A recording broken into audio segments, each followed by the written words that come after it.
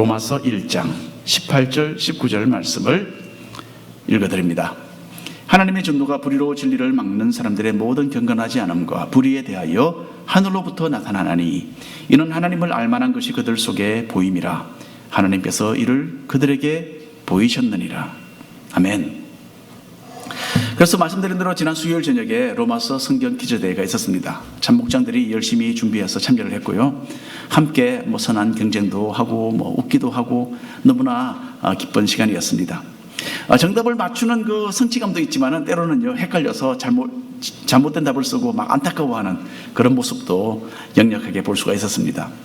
야베스 목장은 지난 해에 이어서 이제 이번에 2연패를 했습니다. 조금 더 젊은 층이기도 하지만은 목원들이 합력해서 함께 공부한 결과라고 생각을 합니다. 또 이번에는 연세가 평균 한 65세에 육박하는 그런 목장들도 2위, 3위를 그렇게 차지를 했어요. 얼마나 감사한지 모릅니다. 이게 꼭 젊다고 자동적으로 잘하는 것이 아니구나 그래서 배웠어요. 그리고 좀 젊은 목장이 또 약간 부진한 그런 것도 제가 좀 봤습니다. 네. 내년에는 더 열정적으로 준비를 해서 멋진 성과 거두게 되기를 바랍니다. 성경 퀴즈 대회 이후로 여러 성도님들이 이번 행사를 통해서 참 성경을 잘 공부하며 살펴보는 기회를 가졌다고 그렇게 말씀을 하셨어요. 그래서 어떤 분은 이런 성경 퀴즈 대회 좀 더 자주 했으면 좋겠다고 말씀도 하셨어요. 예. 이전에는 1년에 2번도 했는데 다시 한번 생각을 해보기로 하겠습니다. 어떤 목장은 인터넷을 뒤져가면서 로마서 성경 강의 설교를 찾아서 들으면서도 그렇게 공부를 했다고 합니다. 예, 대단하죠. 특별히 목자들은 책임감을 가지고 느끼며 더 열심히 공부를 한 것으로 압니다. 무엇보다도 이번에 참 제가 보기에 가장 훌륭한 그런 성과는요, 우리 교인들 중에서 최소한 106명이 로마서를 최소한 한 번 이상 통독을 했다라는 것, 대단한 수확이 아닐 수가 없습니다. 자, 말씀을 가까이 하고 이해하고 나의 삶의 일부로 삼는 것은요, 우리 신앙인들에게서는 없어서는 안 되는 참으로 중요한 한 부분입니다. 성경 퀴즈 대회를 치르고 난 그 다음 날에는 온 미국이 LA에서 일어난 그 총기 사건에 대한 뉴스로 떠들썩했죠. 다른 날과 마찬가지로 LA에 있는 이 고등학교에서는요, 부모들이 이른 아침에 아이들을 학교에 데려다주는 그런 분주한 일이 일어나고 있었습니다. 우리 가운데도 부모님들 많이 계시니까 그 일을 하고 계시죠. 그래서 그 중에 한 학생은 엄마가 운전해주는 차에서 내려서 가방을 들고 학교 중앙으로 걸어갔습니다. 그리고는 거기서 자기 가방을 열고 난데없이 권총을 꺼내서 그곳에 모여있는 아이들을 무작위로 아이들에게 발사를 하기 시작한 거죠. 5명이 모두 총에 맞았는데 그 중에 2명은 사망을 했습니다. 이 학생은 총에 남은 마지막 총알로 자기 자신의 머리에 발사해서 중상을 입고 병원으로 실려갔어요. 그리고 엄마가 지켜보는 가운데서 그 다음날 이 아이도 죽었습니다. 자, 범인은 평소에 참 똑똑하고 친절한 학생으로 그렇게 알려졌었어요. 학교 공부에 어려움을 느끼는 아이들을 도와주기도 했고 또 다른 여러 면에 있어서도 모범적이었다고 합니다. 또 이 아이는 유머 감각도 뛰어나서 아이들에게 인기가 있었고요. 그런데 16살 되는 자기 생일날 아침에 참으로 뜻밖에도 이런 끔찍한 일을 저지른 후에 스스로의 목숨도 끊어버린 거죠. 이 범행으로 인해서 숨진 학생들의 가족이 겪는 그 아픔, 참 우리 부모된 우리가 말로 표현할 수 없는 거죠. 그리고 자신의 사랑하는 아들이 갑자기 살인마로 둔갑해서 여러 사람들에게 큰 피해를 입히고 병원에서 죽어가는 것을 지켜보았던 그 엄마의 아픔도 한번 상상을 해보았습니다. 그야말로 지옥 같은 시간이 아니었을까. 여러분, 이 사건은 하나님의 등진 인간 세상에 찾아온 슬픔과 비극을 잘 보여주고 있습니다. 하나님은 인간을 창조하실 때에 전혀 이런 비극적인 일을 계획하지 않으셨어요. 이 세상을 아름답게 창조하셨고 인간을 하나님의 선하신 형상을 담도록 지으셨습니다. 하지만은 첫사람 아담과 하와가 하나님의 말씀에 대하여 불신앙을 선택하면서 이런 죄의 그 파격적인 그런 영향력과 결과를 면치 못하는 슬픈 세상이 되고 만 것입니다. 자, 생명의 권을 주신 하나님을 거절하고 하나님께서 제정해 주신 그 법도를 저버리는 이 세상은 점점 더 죄와 타락의 내리막길을 달려가고 있습니다. 태양보다도 더 밝고 참으로 눈보다도 더 정결하신 하나님은 자신의 그 정당하신 진노와 심판을 이 인간 세상에 예비하고 계십니다. 그리고 또한 동시에 하나님은 사랑이시기 때문에 인간이 하나님의 그 진노를 피하도록 살 길도 제시해 주고 계십니다. 그러니까 하나님의 그 성품이 이렇습니다. 사랑과 공의가 함께 공존합니다. 자, 하나님께 등을 돌렸던 우리 인간은 대부분 이런 하나님의 선하신 계획도 거절하고 있습니다. 자신의 아들을 보내어서 십자가 위에 희생시키기까지 하신 그 하나님의 구원의 길을 그들도 보지도 않는 거죠. 하나님은 이렇게 죄와 어둠을 선택하는 사람들을 향해서 심판의 날을 예비해 두셨고, 인간 세상은 하나님의 그 뜨거운 진노의 입김을 이미 느끼고 있는 것입니다. 먼저 하나님은 불신앙에 대하여 진노하십니다. 육신의 부모들은 사랑과 엄격함을 골고루 가지고서 자녀를 기르죠. 이 두 가지에 대한 적절한 균형을 유지하지 않고 자녀를 대한다면 자녀 양육에 크나큰 실패를 경험하게 될 것입니다. 무분별한 사랑만으로 자녀를 대한다면 아이를 그냥 망치게 되겠죠. 반대로 늘 야단만 치는 무서운 모습만 보여준다면 어둡고 상처투성이의 그런 자녀를 만들게 될 것입니다. 건전한 부모에게 이 두 가지 성품이 있는 것과 같이 하나님께서도 서로 상반되는 그런 성품을 가지고 계시는 겁니다. 첫째는 사랑이고 또 그 다음에는 공의입니다. 그런데 인간과는 달리 하나님의 사랑과 하나님의 공의는 완전하고 절대적입니다. 이미 말씀드린 대로 하나님은 사랑의 하나님 아버지시죠. 자신의 완전하신 그 사랑으로서 인간을 아름답게 창조해 주셨습니다. 인간이 죄의 길을 선택했지만은 하나님은 여전히 우리를 사랑하고 계시는 겁니다. 가장 소중한 자신의 아들을 죽도록 내어주기까지 우리 죄인들을 완전하게 사랑하시는 분이십니다. 이와 같이 하나님의 공의도 완전하고 절대적입니다. 하나님은 거룩하신 자신의 기준을 떠나서 불신앙과 불순종의 길을 선택한 인간 세상에 심판을 내리셔야만 합니다. 하나님은 온 우주에서 가장 엄격하신 재판관으로서 인간의 모든 죄를 하나도 빠짐없이 처벌하셔야만 하는 그런 공정하신 성품도 있으신 것입니다. 하나님의 공정하심은 진노의 심판을 예비하셨고, 동시에 하나님의 사랑은 그 진노를 피할 길을 제시하시는 거죠. 인간의 죄를 대신 짊어지시고 십자가에서 죄의 값을 지불하신 그 예수님을 의지하는 것만이 하나님의 심판을 면하는 유일한 길입니다. 예수님을 믿어서 구원을 얻는다는 것이 바로 이 복음의 핵심되는 내용입니다. 자, 그런데 문제는 죄에 빠진 인간은 이런 하나님의 사랑의 초청도 원하지 않는 거죠. 하나님께서 보여주시는 구원의 그 유일한 길을 거절할 뿐만 아니라 아예 하나님께서 계시지 않는 것처럼 하나님을 외면하면서 살아가고 있습니다. 이것은 여러분 단순한 그 영적인 무지 그런 차원이 아닙니다. 하나님께 대한 정면적인 반항이다. 그렇게 성경은 말하고 있습니다. 오늘 읽으신 본문 말씀 로마서 1장 18절 19절 말씀을 한 목소리로 다시 한번 읽겠습니다. 하나님의 진노가 불의로 진리를 막는 사람들의 모든 경건하지 않음과 불의에 대하여 하늘로부터 나타나나니 이는 하나님을 알만한 것이 그들 속에 보임이라. 하나님께서 이를 그들에게 보이셨느니라. 아멘. 어느 청바지와 티셔츠를 입고 또 머리에는 야구팀 모자를 쓴 남자가 워싱턴 DC에 있는 어느 지하철역에 나타났습니다. 이 사람은 쓰레기통이 있는 그 벽 근처에 자리를 잡고 섰습니다.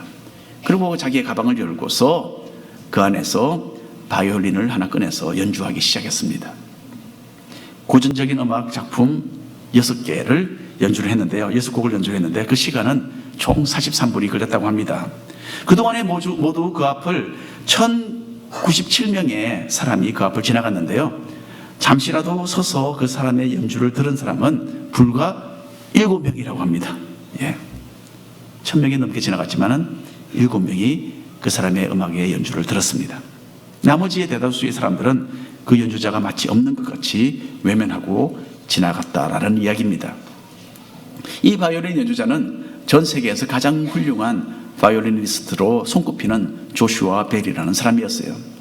그리고 이 사람이 연주하던 바이올린은 300년 전에 제작된 지금 현재 가치로는 400만 불짜리가 되는 스트라디바리우스 바이올린, 유명한 바이올린이었어요.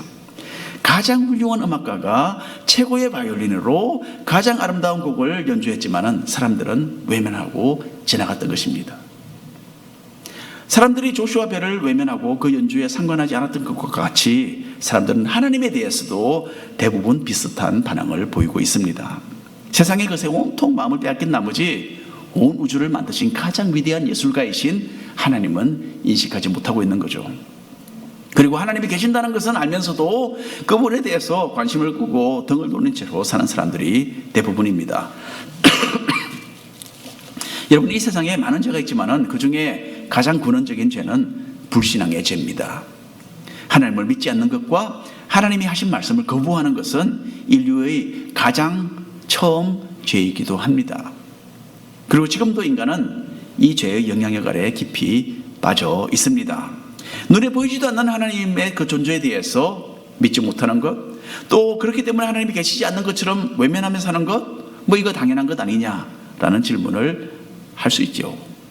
지성을 가진 인간에게 무조건 하나님을 그냥 믿으라라는 것은 논리에 맞지 않는 일이라고 흔히들 생각을 합니다. 그런데 한 가지 중요한 것이 있어요. 하나님은 아무런 증거도 제시하지 않으시고 그냥 믿기만 하라라는 분이 아니신 겁니다. 오늘 말씀 가운데 나타납니다. 로마서 1장 20절 말씀 한 목소리로 읽어보겠습니다. 창세로부터 그에 보이지 아니하는 것들 곧 그의 영원하신 능력과 신성이 그가 만드신 만물에 분명히 보여 알려졌나니 그러므로 그들이 핑계하지 못할지니라. 자, 훌륭한 음악 속에 그 탁월한 연주가의 솜씨가 배어나듯이 하나님이 창조하신 이 자연을 통하여서 하나님을 더듬어 발견할 수가 있는 겁니다. 신학자들은 이것을 일반 계시 또는 자연 계시라고 그렇게 말을 합니다.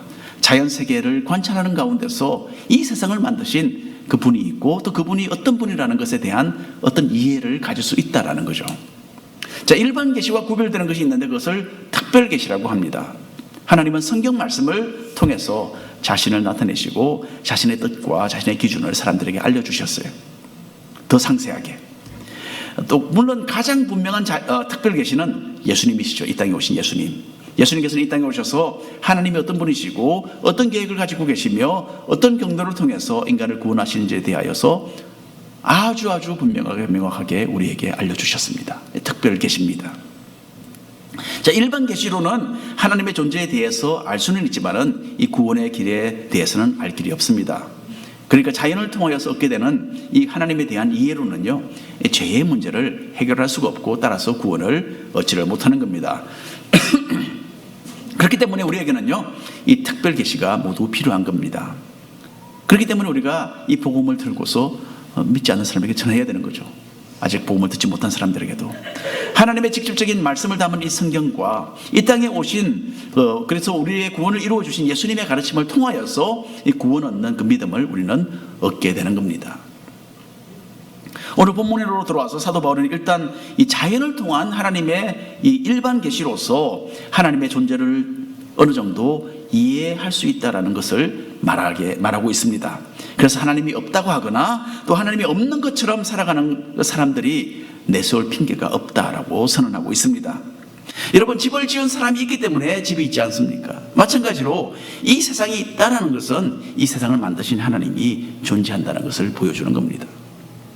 이와 같이 물질 세계의 모든 것은 이 물질을 초월하는 하나님을 근원으로 하고 있는 것입니다.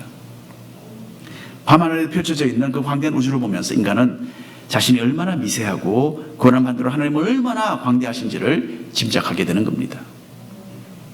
힘차게 빛을 발하는 태양과 그 장엄한 산을 보면서 그것을 만드신 하나님의 능력과 영광이 얼마나 뛰어나시는지를 알 수가 있습니다. 해가 뜨고 또 해가 지고 계절이 바뀌고 풍성한 수확을 거두어들이는 것을 통해서 하나님의 주권에 대한 이해도 가질 수가 있는 거죠. 또 인간은 잠시 살다가 죽지만은 산천은 수백 년이 지나도 여전한 것을 보고 이 세상을 만드신 그 하나님의 영원성에 대해서도 우리는 깨달을 수 있게 되는 겁니다. 지금까지 발견된 모든 세상의 민족들과 부족들 가운데서 공통적인 점이 하나 있다면 그것은 어떤 신에 대한 믿음을 다 가지고 있다는 겁니다. 다 종교가 있어요. 인간은 아프리카의 그 황량한 초원에 사는 사람이나 아마존의 깊은 밀림에 사는 사람들이 예외 없이 신에 대한 어떤 개념을 가지고 살아왔다는 것은 사도 바울이 여기서 말하고 있는 일반 계시가 진리라는 것을 잘 보여주고 있습니다. 그럼에도 불구하고 사람들은 하나님의 존재를 부인하거나 하나님이 마치 없는 것처럼 그렇게 살아갑니다. 미국에는 인구의 약 한 5%가 무신론자들입니다. 하나님이 없다고 해요. 또 다른 5%는 뭐 하나님이 있는지 없는지 누가 알겠느냐, 나는 모르겠다 라는 태도를 가진 사람들이 또 애그나스틱 이런 사람들이 한 5%가 됩니다. 자, 이런 부류의 사람들이 조금씩 늘어나고 있는 것이 현대 추세입니다.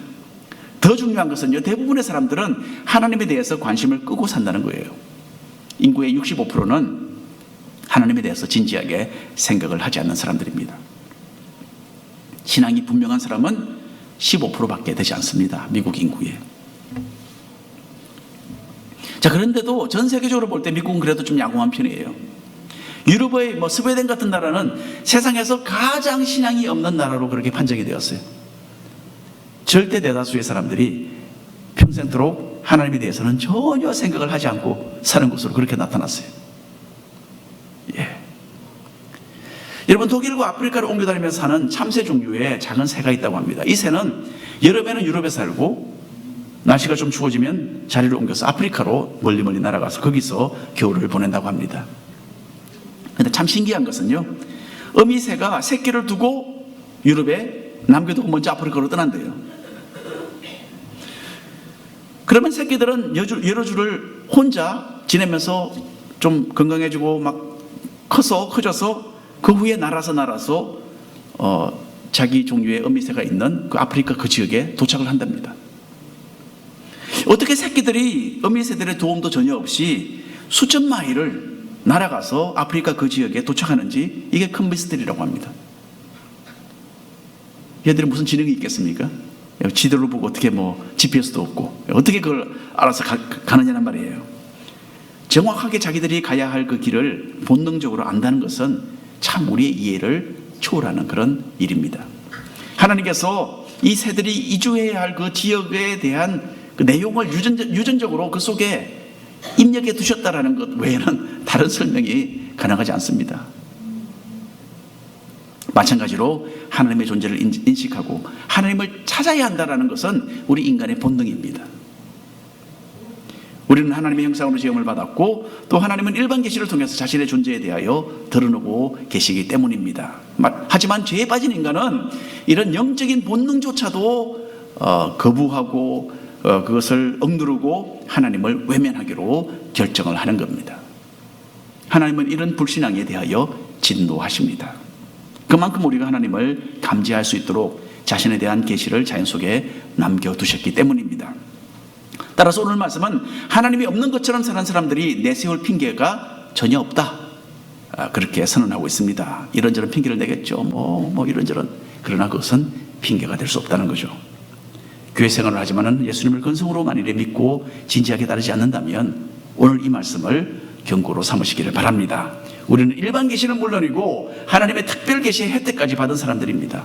우리에게 분명하게 제시된 그 신앙의 길을 온 마음으로 선택해서 하나님의 진노와는 거리가 아주 먼 복된 신앙생활을 해나가시는 우리 모든 성도님들 되시기를 바랍니다.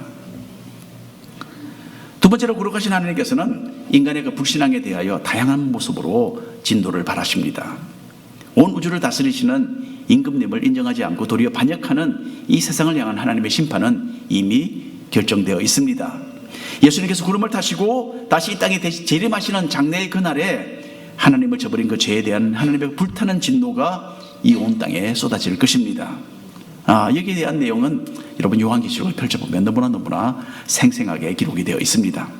그런데 최종적인 이 하나님의 그 심판의 날에만 하나님의 진노가 나타나는 것은 아닙니다. 하나님께서는 범죄한 세상에 대한 자신의 노여움을 지금도 표현하고 계십니다. 그리고 인간은 죄에 대한 보응을 어느 정도 이미 받고 있습니다. 로마서 1장 21절 22절 말씀인데요, 한 목소리로 읽어보겠습니다. 하나님을 알되 하나님을 영원롭게도 아니하며 감사하지도 아니하고 오히려 그 생각이 허망하여지며 미련한 마음이 어두워졌나니 스스로 지혜에 있다나 어리석게 되었다라고 합니다. 지금부터 거의 한 400년 전에 청교도들은 하버드 대학을 세웠습니다. 그리고 그리스도와 교회를 위하여라는 참 뜻깊은 그런 학교의 표어를 만들었습니다. 학문의 최종적인 목적은 예수 그리스도를 더 깊이 알고 주님의 교회를 세우는 데 있다라는 그런 의미였죠. 그런데 이 명성 있는 학교는 본래 시작한 그 영적인 목적을 상실한 지 이미 오래입니다. 하버드 대학에서 다른 과목은 고사하고 신학을 가르치는 교수들조차도 신앙에 대하여 미지근한 태도를 취하고 있는 것이 사실입니다. 이런 학교의 분위기를 증명하는 듯이 학생들은 우리 하나님 아버지께서는 돌아가셨습니다 라고 외치면서 관을 메고 그 학교를 행진하는 일이 벌어지기도 했던 것입니다. 그것이 바로 하버드 대학입니다. 스스로 탁월한 지식이 있다고 자랑하지만 이 세상 사람들은 영적으로 보면 참으로 미련하고 어리석은 일을 하는 겁니다. 이 사람들은 하나님을 알면서도 하나님께 합당한 그 영광과 존경을 드리기를 거부하고 있습니다. 하나님을 무시하고 자기 자신들을 하나님의 자리에 올려놓는 이런 교만을 하나님은 결코 용납하지 않으십니다. 23절 말씀 한 목소리로 읽겠습니다. 썩어지지 아니하는 하나님의 영광을 썩어질 사람과 새의 짐승과 기어다니는 동물 모양의 우상으로 바꾸었느니라. 여기서 사도 바울은 그 고대에 만연했던 우상 숭배의 죄를 지적하고 있습니다. 인간은 무한하신 능력과 권위로 이 세상을 만드신 하나님에 대하여 부패하고 타락된 생각으로 흘러갑니다. 죄의 악한 그 영향력 아래에 있기 때문에 이렇게 하나님에 대한 생각조차도 이제 오염되고 있습니다. 그래서 유일하신 하나님 대신에 갖가지 동물이나 사람의 모양을 가진 우상을 만들어서 그것을 신으로 섬기는 어리석음 가운데 빠졌던 것입니다. 힌두교에는 3,300만의 신이 있습니다. 어떤 신들은 동물의 형체를 가지고 있어요. 예를 들어서 하누만이라는 신은 원숭이 모양을 하고 있습니다. 또 많은 인도 사람들이 섬기고 숭배하는 가네샤라는 신은 몸통은 사람이고요, 뚱뚱한 사람이고 머리는 코끼리입니다. 아마 어쩌면 그런 우상을 여러분들도 보시는 적이 있는지도 모르겠습니다. 옛날 그리스나 또 로마 사람들도 마찬가지입니다. 이런 여러 가지 짐승의 그 모양을 가진 그 우상들을 섬겼습니다. 이렇게 피조물의 형상을 앞에 놓고 신으로 섬기는 것은 창조주 하나님에 대한 아주 심각한 범죄 행위입니다.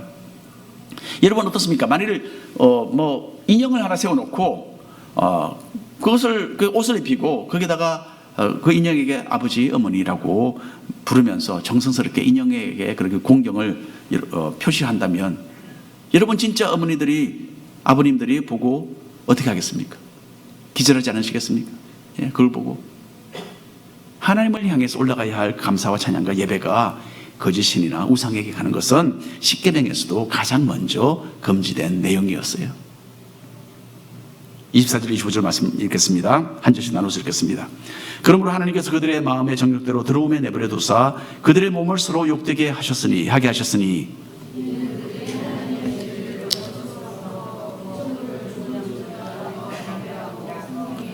주는 곧 영원히 찬송할 이시로다. 아멘.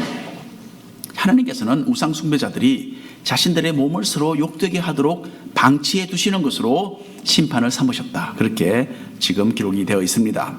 고대 우상 숭배는요, 성적인 죄와 긴밀한 관계가 있었습니다. 우상을 숭배하는 과정에서 사람들은 신전에서 일하는 창녀와 창남들과 관계를 맺었던 겁니다. 하나님 대신에 우상과 거짓신들을 섬기는 사람들이 이렇게 성적인 누추함에 빠져서 스스로를 망가뜨리는 것은 바로 하나님의 진노의 한 표현이 되었던 것입니다. 우리 가운데는 이렇게 실제로 우상단지를 앞에 놓고 절하고 싶은 충동을 느끼는 분은 안 계실 것으로 저는 생각합니다. 하지만 우리에게는 눈에 보이지 않는 갖가지 욕망의 우상들도 있습니다. 성경은 탐심은 곧 우상숭배라고 그렇게 새롭게 우상숭배에 대한 정의를 내린 적도 있습니다.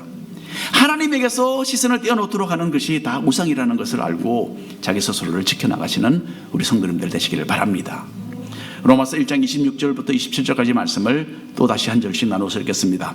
이 때문에 하나님께서 그들을 부끄러운 욕심에 내버려 두셨으니 곧 그들의 여자들도 순리대로 쓸 것을 바꾸어 영리로 쓰며 그와 같이 남자들도 순리대로 여자 쓰기를 버리고 서로 향하여 음욕이 불리듯 함께 읽겠습니다. 남자가 남자와 더불어 부끄러운 일을 행하여 그들의 그릇 때문에 상당한 보응을 그들 자신이 받았느니라. 고대 그리스와 로마에는요, 이 동성연애가 흔했습니다. 이것을 제약시하지 않았어요. 그래서 문화권에서는 동성애자들이 많았고 또 남자들 중에는 양성애자들도 흔했다고 합니다. 양성애는 남자와 여자 둘 다에게 성적으로 이끌리는 그런 정상이죠. 이와 같이 동성연애는요, 최근에 생긴 죄가 아닙니다. 바울이 살았던 로마 시대에도 동일한 모습으로 사회가 타락되어 가고 있었습니다. 최근에 와서 우리는 미국에서도 이 동성연애를 수용하고 이것이 정상이다라고 인정해 줘야 된다라는 그런 문화적인 사회적인 그런 압박을 많이 받고 있는 것이 사실입니다. 우리 믿는 사람들은 여기에 대해서 성경은 무엇을 말하는가? 여기에 귀를 기울여야 하는 겁니다. 사도 바울은 동성 간의 성적인 관계가 하나님의 뜻에서 벗어나는 것이다 라고 분명히 여기서 선언하고 있습니다. 그리고 하나님께서는 이런 죄악된 삶을 사는 사람들을 그대로 어둠 가운데 방관해 두심으로써 자신의 진도를 표현하시고 죄에 대한 그들의 보응으로 그들에게 삼으신다, 그렇게 여기서 말씀하고 계십니다. 여러분, 세상 사람들은 자신들이 하나님을 등지고 자유스럽게 살아간다, 그렇게 생각을 합니다. 하지만 이 사람들이 죄악 가운데 보내는 그 세월 그 자체가 자신들에게 하나님의 심판이 되는 겁니다. 모든 생명의 근원이 되시고 아버지가 되시는 그 하나님이 외면하시고 등을 돌리시는 것은 엄청난 현재의 심판입니다. 자신들은 영적으로 무지해서 깨닫지 못할지라도 죄 가운데 사는 삶 그 자체가 그 사람들에게 징계가 되는 것이죠. 그런데 여기서 여러분, 우리는 이 동성적인 감정과 씨름하는 것은 동성연애자의 삶을 실제로 사는 것과 명백한 차이가 있다는 것을 알아야 합니다. 저는 지난 6월에 달라스에서 열린 PCA 교단 총회에 참석을 했었습니다. 그게 모인 수백 명의 막 800명, 900명의 그런 목회자들이, 목사님들이 계셨는데, 그 중에는요, 이 동성애적인 끌림을 느끼지만은 동성연애의 삶을 거부하면서 독신 생활을 하는 목사님들이 두세 분 계셨어요. 그분들을 보면서 참 많은 감동을 받았습니다. 이분들은 동성연애자의 삶을 사는 사람들이 아닙니다. 이 부분에 대한 하나님의 뜻이 무엇인지를 알고 자신 속에 일어나는 욕망을 쳐서 복종시키는 믿음의 사람들이에요. 그리고 동성연애의 그 죄 가운데 살고 있는 다른 여러 사람들을 주님의 빛 가운데로 인도하는 참으로 귀한 사역을 감당하고 있는 목사님들이었습니다. 아담과 하와의 범죄 이후로 이 세상은 완전한 세상이 아니죠. 안타깝게도 때로는 신천적으로 질병을 가지고 태어나는 아이들이 있습니다. 또 어떤 상황으로 인해서 육신적으로나 정치적인 어떤 결함을 가지게 되기도 하죠. 그 후에. 그래서 어떤 사람은 어릴 때부터 이 동성 간의 감정을 가지게 되고, 또 어쩌면 그런 감정을 아예 가지고 처음부터 태어나는 경우도 있을 것 같아요. 그것도 가능할 것 같아요. 어쨌든 간에 그러나 이 부분에 있어서 하나님의 기준은 변함이 없습니다. 이 타락하고 제약된 인간 세상에서 일어나는 일이지만은 하나님의 이 도덕적인 기준은 우리가 꼭 지켜야 합니다. 동성연애는 죄악이기 때문에 그런 삶을 살아서는 안 되는 거죠. 나아가서 우리는 주변의 동성 간의 그 잘못된 감정과 씨름하고 있는 사람들을 깊은 이해와 관심으로 대하고 그들을 사랑으로 예수님의 말씀으로 인도할 그런 책임이 있는 것입니다. 로마서 1장 마지막에는 이 동성연애의 그 죄 외에도 21가지 죄를 더 언급하고 있습니다. 로마서 1장 28절부터 31절까지 말씀 한 절씩 나누어서 읽겠습니다. 또한 그들이 하나님의 마음에 하나님 두기를 싫어하며 하나님께서 그들을 그 상실한 마음대로 내버려 두사 합당하지 못한 일을 하게 하셨으니 곧 모든 불의, 추악, 탐욕, 악의가 가득한 자요, 시기, 살인, 분쟁, 사기, 악독이 가득한 자요, 수군수군하는 자요, 비방하는 자요, 하나님께서 미워하시는 자요, 능욕하는 자요, 교만한 자요, 자랑하는 자요, 악을 도모하는 자요, 부모를 거역하는 자요, 우매한 자요, 배역하는 자요, 무정한 자요, 무자비한 자라. 21가지 또 다른 죄악들이 여기에 나열되어 있습니다. 이것뿐이겠습니까? 더 있죠. 여러분, 죄는 자유스러워 보이고 죄악된 삶이 만족을 줄 것 같아도, 내 욕심을 채워줄 것 같아도 우리는 결국 이 파멸로 달려가게 되는 겁니다. 그래서 그 자체로 하나님의 진도가 표현되는 겁니다. 예수님의 피로서 정결하게 된 우리는 죄와 타협한다는 것을 상상할 수도 없습니다. 말이 안 되는 거죠. 나는 이 중에 어떤 부분에 연약하고 쉽게 타협되는지 살펴보시고 영적인 경계를 늦추지 말아야 합니다. 오늘 결론의 말씀드립니다. 어제 우리 교회 고정교 성도님이 81세의 나이로 소천하셨습니다. 고정교 성도님은 참 아무것도 아닌 이 목사를 그렇게 좋아하셨어요. 제가 뭐가 좋아서 좋아했겠습니까? 저는 이것이 예수님을 향한 그분의 신앙과 사랑의 표현이라고 그렇게 생각을 하고 싶습니다. 아직 의식이 있으셨을 때에 예수님을 믿으시는 것과 제3에 대한 분명한 신앙을 확인할 수 있었습니다. 하나님의 일반 계시, 하나님의 특별 계시가 우리 고정교 성도님의 마음에 조명되어서 그분의 삶이 영원토록 그렇게 변화되고 그 모습으로서 하늘나라를 가신 거죠. 너무나 감사합니다. 오늘 요한복음 3장 16절 말씀 다시 한번 한 목소리로 읽어보겠습니다. 하나님이 세상을 이처럼 사랑하사 독생자를 주셨으니 이는 그를 믿는 자마다 멸망하지 않고 영생을 얻게 하려 하심이라. 이런 사랑의 하나님을 마음에 두지 않고 그분의 말씀을 외면하는 것은 대단히 위험한 일입니다. 갖가지 죄에 빠져서 영적인 삶에 크나큰 타격을 받는 결과를 초래할 뿐만 아니라 하나님의 진노의 대상이 되는 거죠. 예수 그리스도의 복음을 온 마음을 다하여서 받아들이시고 하나님의 진노를 피하는, 멀리 피하는 그런 복된 성도들이 되시기를 축원합니다. 기도하겠습니다. 주 하나님